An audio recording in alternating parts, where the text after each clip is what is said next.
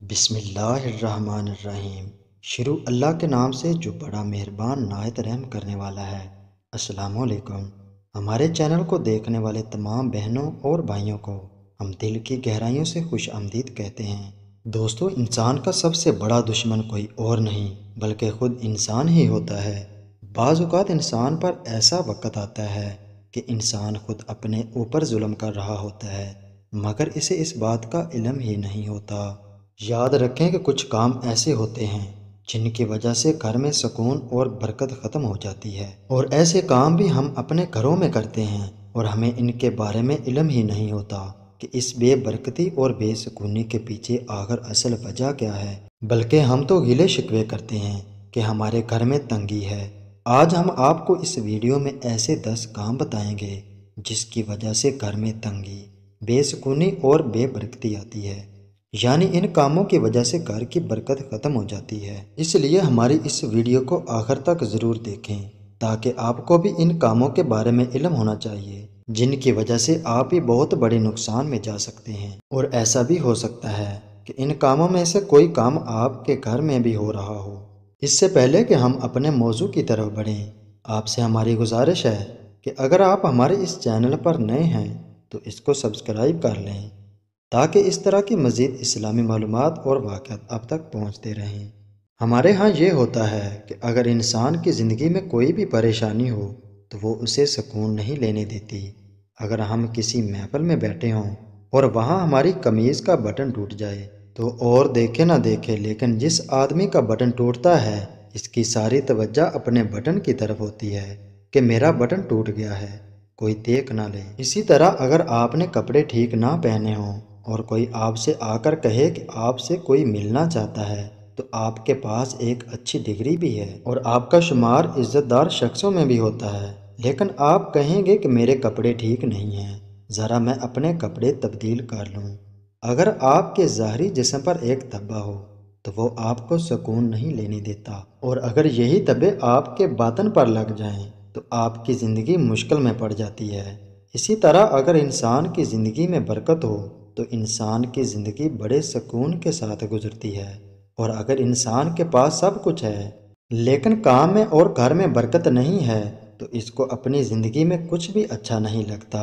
اس لیے انسان کو چاہیے کہ وہ ایسے کاموں سے بچے جس کی وجہ سے اس کی زندگی مشکل میں پڑ جاتی ہے اور جن کی وجہ سے گھر میں برکت بھی ختم ہو جاتی ہے۔ آج ہم آپ کو ایسے 10 کاموں کے بارے میں بتائیں گے جو کہ برکت کو ختم کر دینے والے کاموں کا نچوڑ ہیں۔ آئیے دیکھتے ہیں کہ وہ 10 کام کون سے ہیں۔ نمبر 1 پر جو کام ہے وہ رات کو جھاڑو دینا ہے۔ حضرت علی رضی اللہ تعالیٰ عنہ کا ایک واقعہ ہے۔ ایک عورت جس کے گھر میں نحوست، لڑائی اور گھر میں تنگی تھی، یعنی کھانے کو اناج کا ایک دانہ بھی نہیں تھا، جب وہ حضرت علی رضی اللہ تعالیٰ عنہ کے پاس آئی تو آپ نے اس عورت کا چہرہ دیکھ کر بتا دیا اور کہا کہ تم غلط وقت پر گھر میں جھاڑو لگاتی ہو، اسی وجہ سے تمہارے گھر پر نحوست اور عذاب آیا ہوا ہے۔ اس بات کو ذہن نشین کر لیں کہ کپڑے دھونا اور جھاڑو دینا یہ دن کے کام ہیں، رات کے نہیں۔ اگر وقت پر کام نہ کیے جائیں تو پھر پریشانی آتی ہے۔ دوسرے نمبر پر جو کام ہے وہ ہے پھونکوں سے چراغ بجھانا۔ چراغ کو کیسے بجھانا چاہیے؟ یاد رہے کہ چراغ پھونک کے ساتھ بجھانے سے منع کیا گیا ہے۔ چراغ کو پھونک کے علاوہ کسی بھی طریقے سے بجھایا جا سکتا ہے، یہ کام بھی گھر میں بے برکتی کا سبب ہے۔ تیسرے نمبر پر جو کام ہے وہ ہے اندھیرے میں کھانا کھانا۔ انسان کو چاہیے کہ کھانا ہمیشہ روشنی میں کھانا چاہیے۔ اندھیرے میں کھانا کھانا شیطان کا کام ہے، اور اگر اندھیرے میں کھانا کھاتے وقت اس میں کوئی چیز گر جائے تو پھر کھانے کو مجبوراً ضائع کرنا پڑ جاتا ہے۔ اور یاد رکھیں کہ جس گھر میں کھانا ضائع ہو اس گھر پر بھی پریشانیاں آتی ہیں۔ چوتھے نمبر پر جو کام ہے وہ ہے جھوٹ بولنا۔ اس بات کا ہر ایک کو علم ہوگا کہ جھوٹے پر اللہ تعالیٰ کی لعنت ہے۔ دوستو، جھوٹ بولنا ایک بہت بڑی برائی ہے جس کو اسلام میں تمام برائیوں کی جڑ سمجھا جاتا ہے۔ اللہ تعالیٰ ہر گھر میں رحمت کے فرشتے بھیجتا ہے، اور جس گھر میں جھوٹے لوگ رہتے ہوں اس گھر میں اللہ کے فرشتے نہیں آتے، اور جس گھر پر اللہ کی رحمت نہ ہو اس گھر میں پریشانیاں ہی پریشانیاں آتی ہیں۔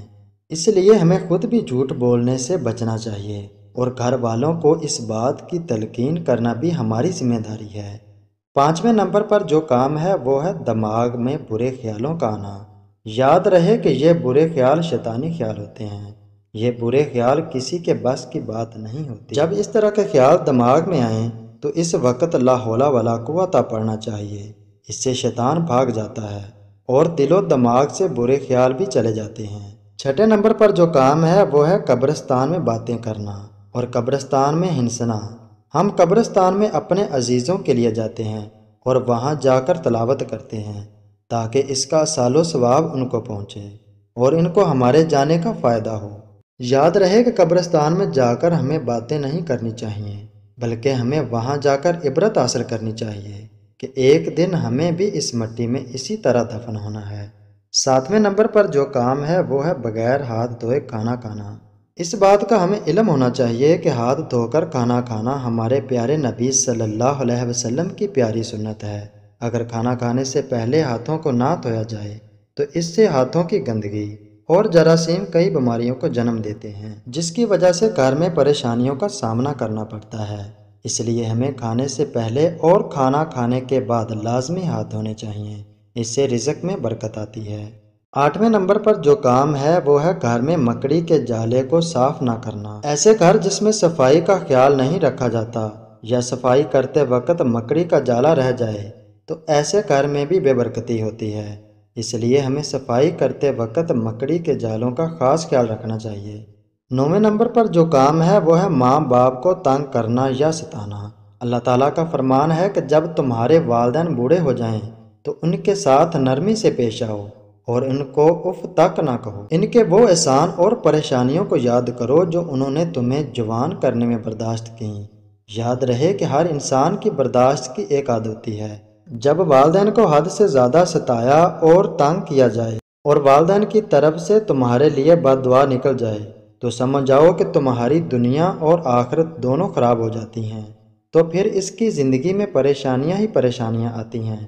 یاد رہے کہ جس طرح والدین کی دعاؤں سے زندگی میں کامیابیاں حاصل ہوتی ہیں اسی طرح ان کی بد دعا سے زندگی میں ناکامیاں اور پریشانیاں شروع ہو جاتی ہیں۔ اس لیے ہمیں زندگی میں کبھی والدین کی نافرمانی نہیں کرنی چاہیے۔ 10ویں نمبر پر جو کام ہے وہ ہے اللہ تعالیٰ کی ناشکری، یعنی اللہ تعالیٰ کی ہزاروں نعمتوں کے ملنے کے باوجود بھی اللہ کا شکر ادا نہ کرنا۔ اس سے بھی گھر سے برکت ختم ہو جاتی ہے۔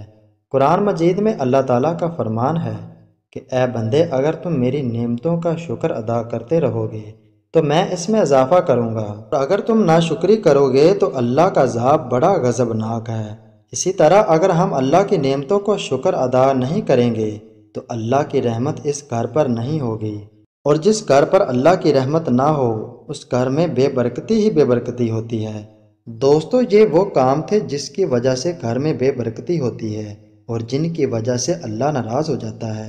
جس طرح ان کاموں سے بچنے کی تلقین کی جاتی ہے اس کے ساتھ ساتھ ہمیں اپنے گھروں میں اپنے پیارے نبی صلی اللہ علیہ وسلم کی پیاری سنتوں پر بھی عمل کرنا چاہیے اور اسی طرح نماز اور قرآن مجید کی تلاوت پابندی کے ساتھ کرنی چاہیے جس کی وجہ سے رحمت کے فرشتے گھر میں آ جاتے ہیں اور اس گھر پر اللہ کی رحمت ہو جاتی ہے۔